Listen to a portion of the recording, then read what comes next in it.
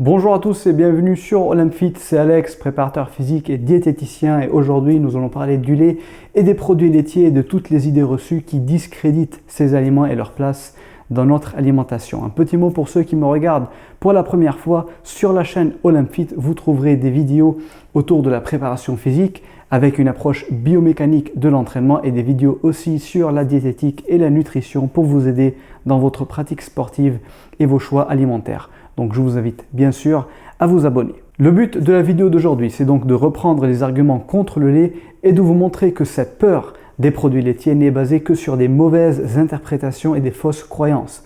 Vu que cette vidéo sera un peu longue, je vous mets dans la description le temps des différents sujets que nous allons aborder. Comme ça, vous pouvez directement sauter à celui qui vous intéresse si vous n'avez pas envie ou n'avez pas le temps de tout regarder. Cette vidéo sera divisée en plusieurs parties. Aujourd'hui, donc dans la première partie, nous allons revenir sur quelques idées reçues qu'on entend souvent sur le lait, comme par exemple le fait qu'il n'est pas naturel pour l'homme adulte d'en consommer. Nous allons aussi parler des hormones, donc celles qui sont présentes dans le lait, et aussi celles qu'on produit naturellement en réponse à une consommation de lait. Nous verrons ensuite l'acidité du lait et des produits laitiers, et nous parlerons de l'équilibre acido-basique.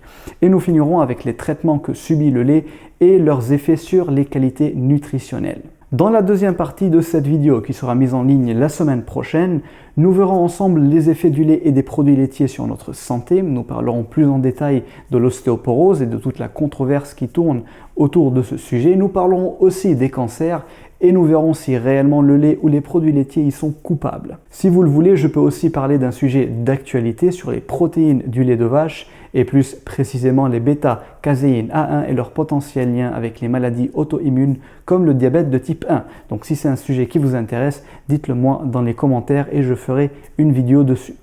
Donc, dans ces différentes vidéos, je ne parlerai ni de la valeur nutritionnelle du lait, ni des nutriments qu'il contient. Je ne parlerai pas non plus des bienfaits du lait sur la santé, ni de l'aspect éthique de sa consommation. Nous allons nous concentrer que sur la mauvaise pub qu'a reçu le lait dernièrement. Vous savez très bien qu'on nous a longtemps vendu le lait et les produits laitiers comme étant indispensables pour notre santé. C'est le lobby de l'industrie laitière qui essaie de promouvoir et de pousser la consommation du lait pour rentabiliser au maximum.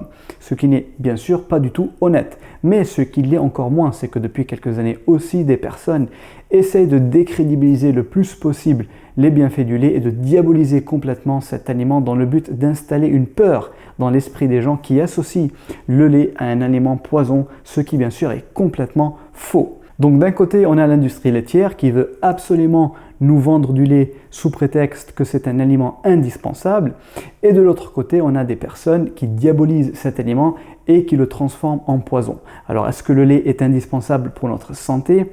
Bien sûr que non. Est-ce que pour autant c'est un aliment qu'il faut éviter? Non plus. Le lait et les produits laitiers sont des aliments bruts, très peu transformés et très riches en nutriments essentiels pour notre santé. Ne soyez pas victime de la peur qu'essaient de semer quelques soi-disant experts et gardez votre esprit critique. Dans cette vidéo, je vais essayer de vous aider à comprendre la vérité autour des produits laitiers et surtout les nuances. Je ne vous demande pas de me croire sur parole.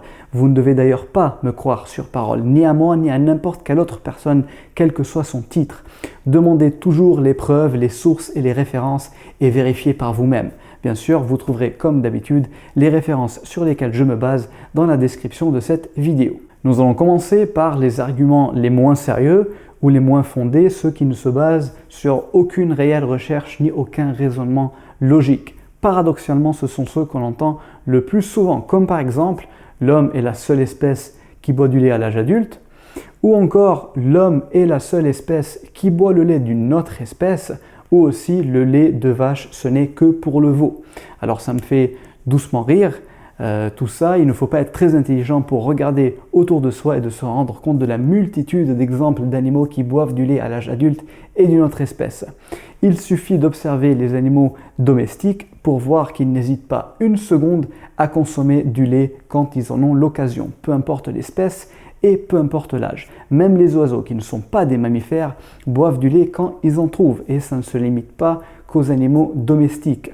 Il suffit de chercher un peu pour trouver que même dans la nature, les animaux sauvages se volent le lait les uns des autres. Donc vous voyez que les animaux adorent le lait, ce qui est tout à fait logique puisque c'est un aliment complet et très nutritif.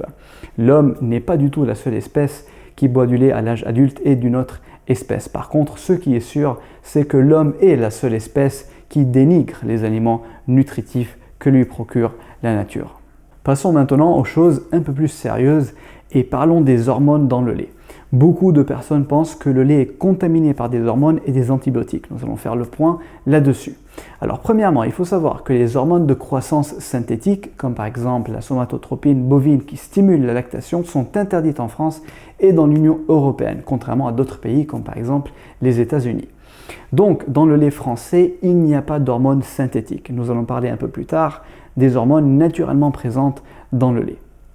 Concernant les antibiotiques, il faut savoir qu'en France, la réglementation est draconienne, la qualité sanitaire du lait est suivie de très près, les antibiotiques sont interdits aux vaches en période de lactation et le lait des vaches malades traité aux antibiotiques est jeté et ne rentre pas dans la chaîne alimentaire. De plus, la réglementation impose un temps d'attente qui est obligatoire, c'est-à-dire un temps nécessaire pour que l'animal traité par des antibiotiques élimine la quasi-totalité des résidus de médicaments avant que son lait ne soit remis dans la chaîne alimentaire.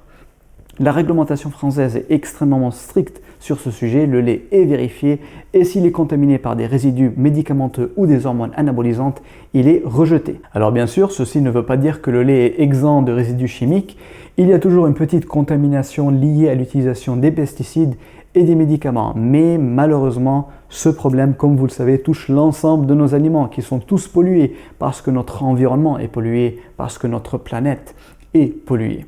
Donc ce n'est pas un problème spécifique au lait. De plus, nous pouvons très bien minimiser les risques et choisir de consommer des produits bio ou issus des circuits courts, des producteurs locaux qui privilégient en priorité la médecine douce et administrent très peu de médicaments à leurs bêtes.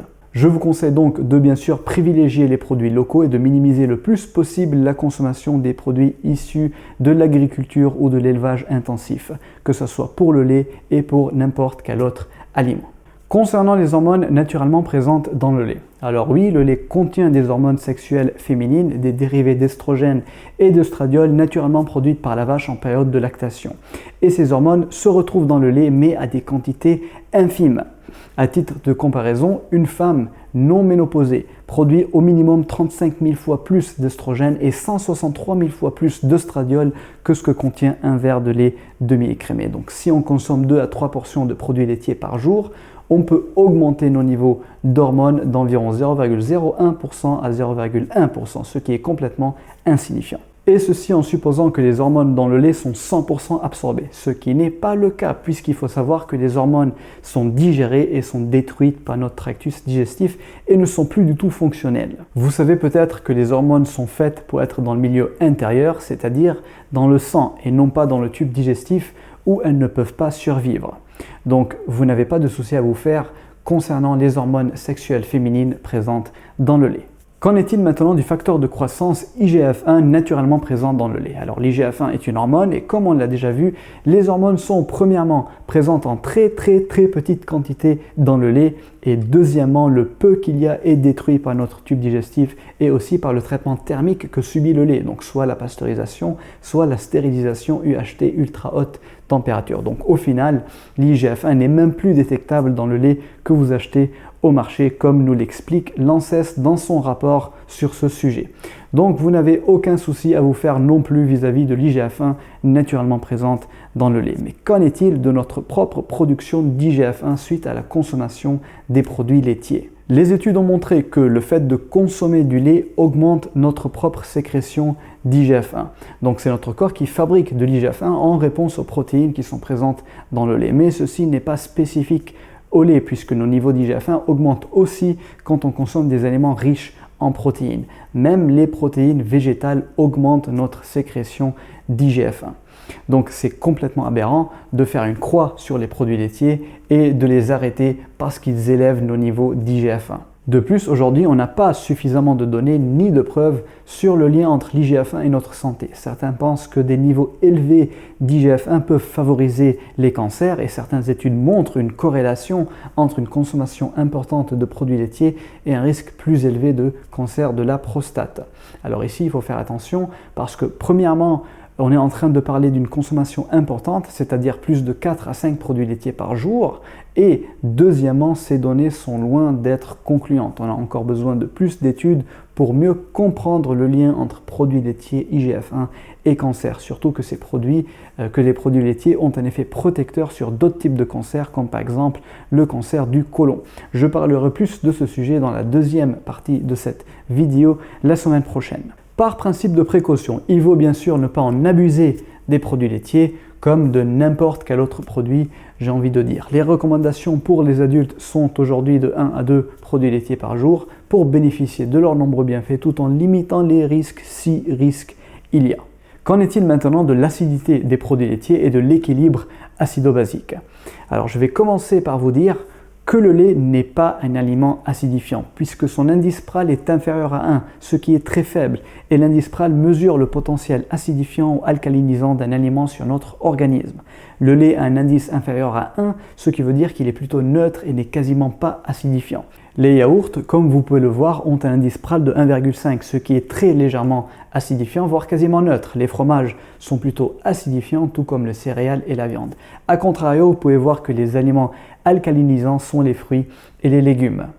Je ne vais pas rentrer dans les détails biochimiques de l'équilibre acido-basique, c'est un sujet assez complexe que je pourrais traiter dans une autre vidéo si vous êtes intéressé. Mais il faut savoir qu'un déséquilibre acido-basique chronique peut avoir des effets néfastes sur la minéralisation osseuse et la santé ostéo-articulaire. Donc il est très important de respecter cet équilibre et de neutraliser l'effet acidifiant des fromages, des céréales, de la viande et de l'activité physique.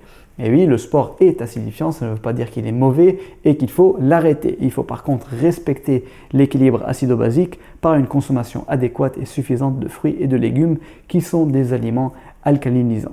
Revenons aux produits laitiers. Dans l'esprit des gens, les produits laitiers sont des aliments acidifiants. Ce qui n'est pas tout à fait vrai. Comme vous l'avez vu, tous les produits laitiers n'ont pas le même indice PRAL, donc il ne faut pas tous les mettre dans le même panier. Le lait et les yaourts sont très peu acidifiants, voire pas du tout. Les fromages sont plus acidifiants, mais encore une fois, tous les fromages ne sont pas pareils. Plus la pâte est dure et plus l'acidité est importante. Par exemple, les fromages blancs ou frais sont très peu acidifiants, avec un indice PRAL autour de 8, un peu comme la viande et certaines céréales. Tandis que les fromages affinés ont un indice PRAL plus important.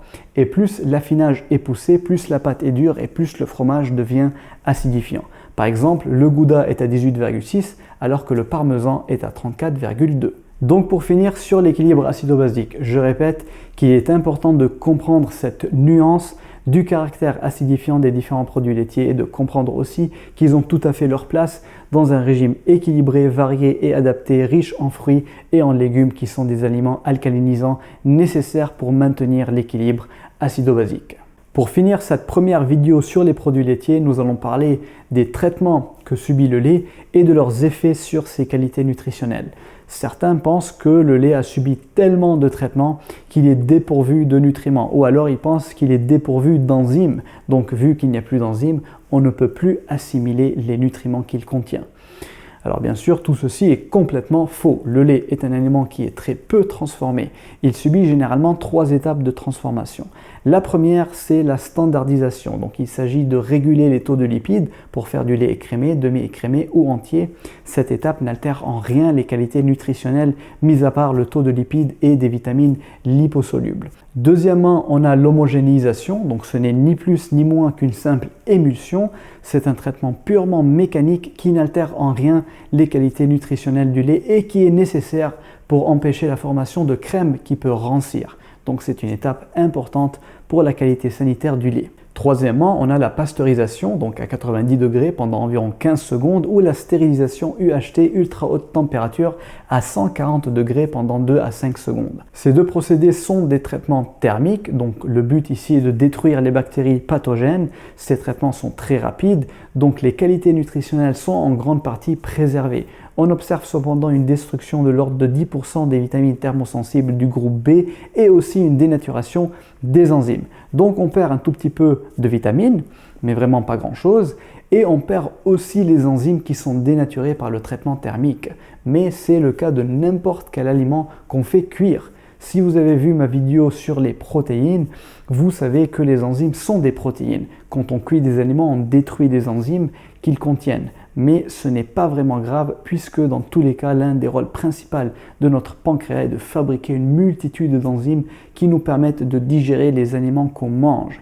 Donc même s'il n'y a plus d'enzymes ni dans le lait, ni dans n'importe quel aliment qu'on fait cuire, heureusement qu'on peut toujours très bien les assimiler grâce à nos propres enzymes, à condition bien sûr qu'on ne soit pas intolérant au lactose et donc déficient en lactase, l'enzyme qui dégrade le lactose. Pour finir, j'ai envie de vous dire que si vous aimez le lait et si vous le digérez bien, il n'y a aucune raison d'arrêter d'en consommer. Si par contre vous n'aimez pas le lait ou si vous ne pouvez pas le digérer, vous pouvez très bien vous en passer. Ce n'est pas un aliment indispensable, surtout quand vous avez une alimentation riche, variée, équilibrée et adaptée. J'espère que les choses sont un peu plus claires. Bien sûr, si vous avez des questions, je vous invite à les laisser dans le commentaire. N'oubliez pas de me dire si vous voulez une vidéo sur les protéines bêta-casine A1 présentes dans certains laits de vache et leur possible lien avec les maladies auto-immunes. Dans la prochaine vidéo, nous parlerons des effets du lait et des produits laitiers sur notre santé, sur l'ostéoporose et sur les différents cancers. Aimez et partagez cette vidéo pour en faire profiter au plus de gens possible et pour m'aider aussi à faire connaître la chaîne OlympFit. Je vous dis à très bientôt dans une très prochaine vidéo.